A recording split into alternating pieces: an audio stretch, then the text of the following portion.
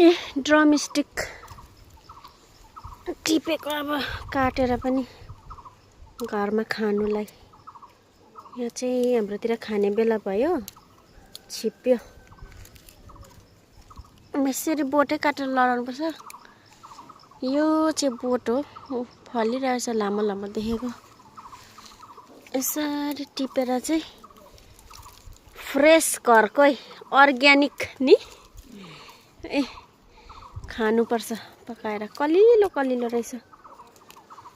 हामी चाहिँ सजना भन्छौँ, तर इङ्ग्लिसमा चाहिँ डोमेस्टिक भन्दो रहेछ। उतातिर पनि पाउँथ्यो कि छिप्पेको। मैले 2-3टाकै एक पावा पुगिहाल्दो रहेछ हो। ठुल्ठुलो नाक्ला भएपछि 3-4टा ल्याउँथेँ, पकाएर खान्थ्यौँ। महँगो लाग्दैन फेरि।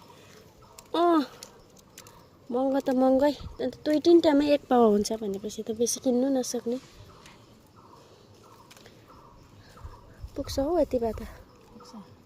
केसँग मिसाएर खानुपर्छ, आलु सालुसँग काट्दा त यति हुन्छ नि फेरि। हुन्छ। फजुकी दही। ए घरमा, हाम्रो घरमा चाहिँ यस्तो अर्ग्यानिक खानु पाउँछ। घरको गाईको दुधको दही बनाएको अब हामी खानुलाई। आज बेलुका चाहिँ बुङ्गाको सब्जी दही खानु आँटेको।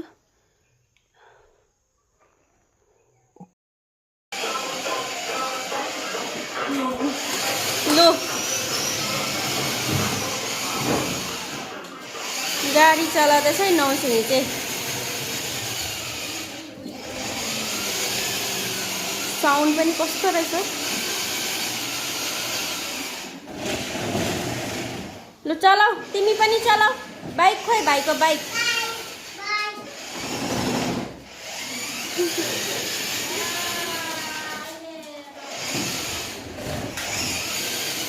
लाग्छ लाग्छ, उठ।